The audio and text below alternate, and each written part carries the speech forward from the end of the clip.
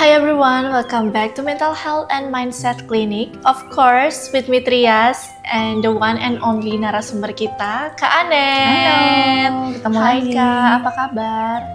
Baik, Sehat. Long time no see ya. Iya. Kita harus sehat dong Kak mentalnya. Sehat raga dan jiwa. Iya benar.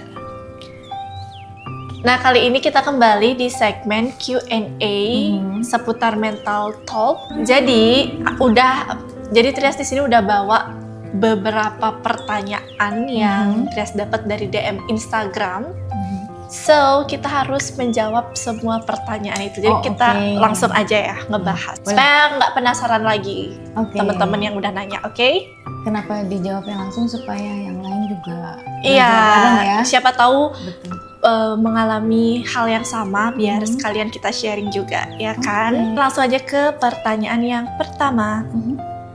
Gimana caranya ngilangin rasa overthinking tiap malam sampai nggak bisa tidur? Wah, ini relate banget, terutama buat Gen Z pasti relate sih. Iya. Gimana tuh Kak? Oke, kalau overthinking tuh hampir bisa dibilang setiap hari. Betul. Apalagi untuk karakter-karakter tertentu, misalnya introvert gitu ya, itu selalu memikirkan apa yang ada di depan, kemudian terus merecord apa yang kemarin terjadi atau baru saja terjadi. Ini kenapa ya dia begitu? Apa yang udah saya lakuin itu benar nggak? Banyak sekali. Nah, overthinking itu bisa ditanggulangi sebenarnya. Salah satunya adalah dengan kita kalau pada saat kejadian overthinking banget nih, kita bisa pause dulu apapun yang sedang kita kerjakan, kemudian kita inhale, deep inhale itu let's say 5 kali aja gitu. Kita hitung biasanya itu 5 4 2 5 tarik nafas, kemudian buang, ditahan itu 4 detik, buangnya 2 detik ya. Itu 5 kali, itu bisa mengurangi overthinking kita, anxiety, nervous. Kalau misalnya harus jadi speaker gitu ya di depan, kan kadang-kadang kita walaupun kita udah jago ya, Trias mungkin suka ngadepin demam panggung. Itu juga bisa kita pakai gitu ya. Kemudian kalau malam hari masih banyak nih pikiran kita yang mungkin kebawa tidur gitu, dan kita nggak mau kita jadi insomnia ya. Nah, itu biasanya ambil catatan, kita tulis apa aja yang ada di pikiran kita, taruh di situ semua hal. Jadi menuangkan apa yang kayak mindahin gitu, mindahin file-file yang ada di otak kita itu ke dalam jurnal atau catatan. Jadi 2 itu mungkin bisa diikutin sama semua umur ya harusnya ya. Nah, itu bisa juga untuk remaja, Gen Z. Betul. Dicoba dulu. Nanti lebih baik sih nanti istirahatnya atau tidurnya, kemudian besok pagi dibuka lagi catatannya, baru kita mulai berpikir lagi. Biasanya pagi itu lebih fresh. Nah, jadi gitu ya teman-teman, buat yang overthinking, saran dari Kak Anet mungkin bisa dicoba supaya lebih relax. Terutama overthinking itu biasanya datang malam-malam sebelum tidur gitu kan, pas lagi sendirian. Bisa dicoba dulu, siapa tahu sangat membantu ya kan. Oke, kita langsung next ke pertanyaan kedua. Normal nggak sih kalau aku ngerasa capek sama hidup tapi nggak tahu kenapa? Ngerasa capek sama hidup? Tapi nggak tahu kenapa, capeknya kenapa gitu. Pasti tanya, kamu capek kenapa? Nggak tahu gitu. Padahal sebenarnya kerjaan juga nggak overload gitu. Iya. Kuliah juga lagi libur gitu ya. Sebenarnya kalau merasa overwhelmed atau capek itu karena stimulasinya tuh terlalu banyak.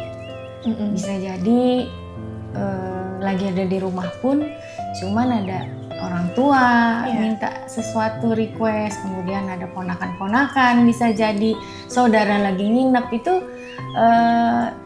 stimulasi itu. Jadi kita tuh pada saat yang sama kita harus berpikir bagaimana menyenangkan banyak orang. Itu kadang-kadang kita nggak sadar ya. Iya. Nah, jadi kita harus being nice gitu. Nah, balik lagi kayak yang tadi tuh, untuk menurunkan rasa capek itu kita harus akuin dulu. Oh ya, saya capek nih, entah kenapa, tapi saya capek. Karena ketika kita akuin, itu berarti setengah jalan kita udah menuju untuk menyembuhkan, gitu ya. Kalau kita nggak ngaku, saya nggak capek, tapi biasa-biasa aja. Betul. Itu nggak akan kita cari tahu obatnya, ya. Jadi menarik diri dulu sebentar kalau merasa capek. Kira-kira tanpa ada stimulasi itu, bahkan handphone pun itu adalah stimulasi. Iya, betul. Ya, jadi kalau bisa hindari dulu handphone, kita libur dari handphone atau dari gadget sekitar 5 jam atau 6 jam rasanya cukup untuk kita tone down gitu. Apa yang kita lakuin ya bisa istirahat tidur atau mandi air hangat gitu supaya rileks kita. Terus bisa juga merenung atau meditasi. Mendengarkan hati kecil kita supaya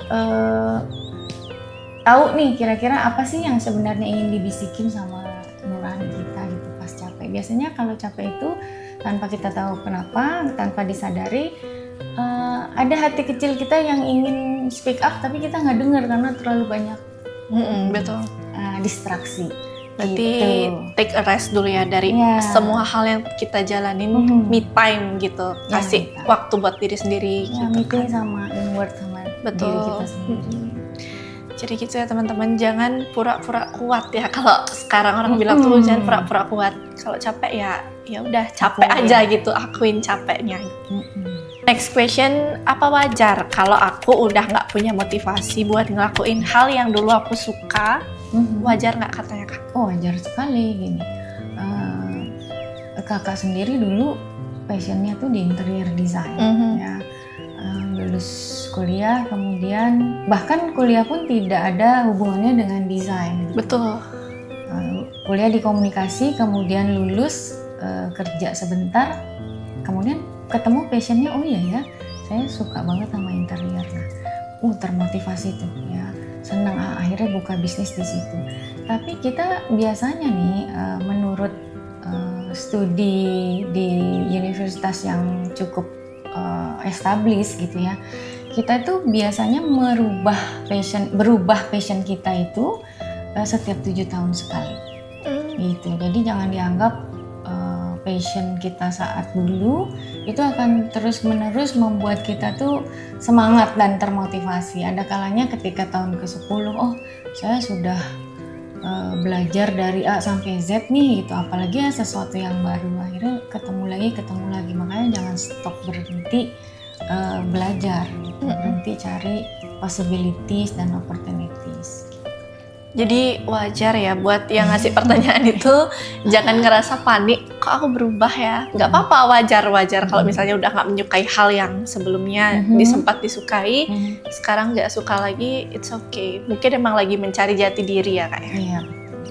Nah, jadi itu dia tadi sesi Q&A di segmen kali ini. Tadi udah last question dan semoga jawaban-jawaban kita bisa membantu sharing kita hari ini, bisa bermanfaat ya dan menjawab semua pertanyaan-pertanyaan yang teman-teman sudah tanyakan. Walaupun masih ada lagi ya pertanyaannya ya. Terima kasih banget buat yang udah mau bertanya. Semangat terus, jangan ngerasa sendirian karena Ruang Cerita ada membersamai kalian. Dan kalau emang mau bertanya atau bercerita bisa langsung ke Instagram @tosacounseling, di DM aja. Jadi di sana bebas mau mengutarakan apapun, mau ceritain apapun, dan juga mau bertanya kayak tadi kita bisa sharing dan buatkan segmen Q&A seputar mental talk kayak tadi ya. Nah itu aja untuk hari ini. Sampai ketemu di segmen Q&A berikutnya. Ditunggu cerita-ceritanya lagi ya. Thank you so much for watching and see you in next video. Bye!